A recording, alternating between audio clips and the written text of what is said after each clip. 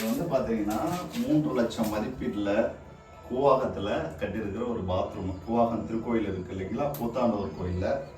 இதில் எந்த ஒரு லைன் கனெக்ஷனும் கிடையாது, தண்ணி கிடையாது. இந்த பாருங்கள், டேப் வேறு கழட்டிக்கிட்டே வந்துச்சு.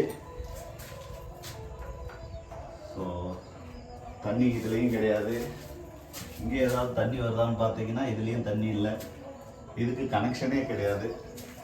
ஸோ பாத்ரூம் ஃபெசிலிட்டி இல்லாதால எல்லாம் வந்து இங்கேயே பாத்ரூம் போய் வச்சுருக்காங்க.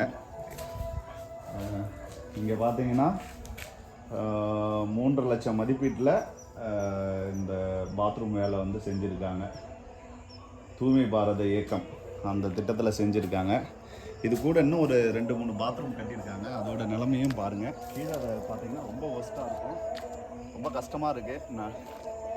நடக்கவே முடியல, அந்தளவுக்கு ஸ்மெல் அடிக்குது. இது வந்து பார்த்தீங்கன்னா ஆக்சுவலாக இங்கே இந்த திருக்கோயிலுக்கு வரவங்களுக்காக நம்ம கட்டி விட்டுறது. பட் எல்லாமே வந்து லாக் பண்ணி வச்சுருக்காங்க, எந்த ஒரு மெயின்டெனன்ஸுமே இல்லை. இதுவும் லாக்கு. இந்த பாத்ரூமையும் பாருங்கள், அதை பார்க்கவே முடியல, அந்தளவுக்கு கேவலமாக இருக்குது. ஸோ இதுதான் இந்த ஒரு இது. மற்றபடி செப்டிக் டேங்க்குன்னு ஒன்று கட்டி வச்சுருக்காங்க. பட் எந்த ஒரு கனெக்ஷனும் போகிற மாதிரி தெரியல, யூஸில் இருக்கிற மாதிரி தெரியல. அதே போல் இந்த பாத்ரூமுக்கு தண்ணி ஃபெசிலிட்டியே இல்லை. ஆனால் மேலே டேங்க் வச்சுருக்காங்க. அட் த சேம் டைம் போர்லாம் போட்டதாக சொல்லி பணம்லாம் எடுத்துக்கிறதா சொல்கிறாங்க. பட் அதுக்கான போர் போட்டதுக்கான எந்த ஒரு இதுவுமே இதில் கிடையாது. இப்படி தான் இருக்குது. ஸோ இந்த இடங்களில் வந்து பார்த்தீங்கன்னா இப்போ பப்ளிக் எல்லாமே வந்து பாத்ரூமில் வந்து யாரும் யூஸ் பண்ண முடியாது. குறிப்பாக இந்த கோயிலுக்கு வராங்க இல்லையா, இந்த கோயிலுக்கு வரவங்களுக்காக தான் இது கட்டணது மெயினாக. இந்த ஊரில் வந்து பார்த்திங்கன்னா கூத்தாண்டவர் கோயில், உலக பிரசித்தி பெற்ற கூத்தாண்டவர் கோயில் இருக்குது.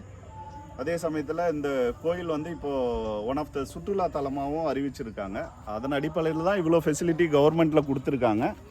பட் இதை யாருமே வந்து இங்கே ப்ராப்பராக வந்து மெயின்டைன்ஸ் பண்ணல. இது இப்போ புதுசாக கட்டின ஒரு பாத்ரூமு. இது இல்லாமல் இன்னும் ஒரு சில பாத்ரூம்லாம் இருக்குது.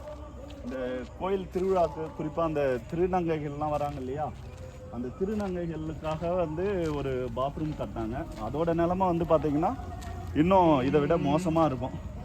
அதுவும் பாருங்கள் எப்படி இருக்குன்னு சொல்லிட்டு. நீங்கள் இதுக்கு மேலே வந்து உள்ளே போக முடியாது, காலையே வைக்க முடியாது. ஸோ மெயின்டெனன்ஸ் வந்து எந்த அளவுக்கு ஒஸ்ட்டாக இருக்குன்னு பாருங்கள். எல்லா இடத்துலையும் செடி முளைஞ்சிருக்கும். நிறைய பேர் இது உள்ளே வெளியிலே பாத்ரூம் போயிருக்காங்க. அதனால நம்ம உள்ளே போகல, எல்லாமே ஒஸ்ட்டாக இருக்குது. குறிப்பாக இதில் வந்து தண்ணி ஃபெசிலிட்டி எதுக்குமே கிடையாது. மேலே டேங்க் இருக்குது, அந்த டேங்க் எடுத்துக்கோங்கன்னா டேங்க் இருக்குது. பட் போரு எதுவுமே ஒர்க் ஆகலை. இங்கே ஒரு பாத்ரூம் அதே போல் இருக்குது. அதோட கண்டிஷனும் ரொம்ப ஒஸ்ட்டாக இருக்குங்க. அப்படியே வாங்க, போர் எங்கே இருக்குது அப்படின்றதையும் காமிக்கிறோம்.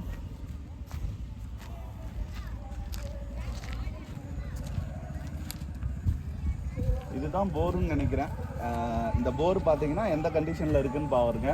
லைன் எல்லாமே வந்து பிஞ்சு போய் மேலே பிஞ்சு போயிருக்கு, அதையும் எடுத்துக்கோங்க. டிஸ்கனெக்ட் ஆகிருக்கு பாருங்கள், அந்த லைனை கீழே தொங்குது பாருங்கள், அதை எடுத்துக்கோங்க. அதே போல் இந்த போரில் வந்து பார்த்திங்கன்னா எந்த ஒரு பைப் லைன் கனெக்ஷனுமே இருக்காது, எல்லாம் உடஞ்சி போயிருக்கும். ஸோ இப்படி தான் இருக்குது.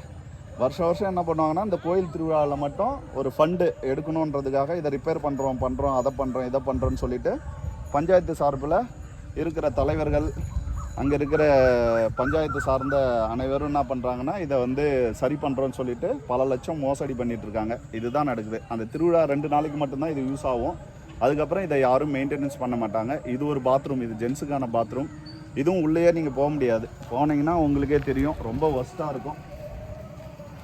பாருங்கள், எல்லாம் செடி முளைஞ்சு போயிருக்கு, எல்லாம் வெளியிலேயே பாத்ரூம்லாம் போய் வச்சுருக்காங்க. ஸோ இதுதான் கூவாகத்து திருக்கோயிலோட பாத்ரூம் கட்டிக்கிறதோட நிலைமைங்க.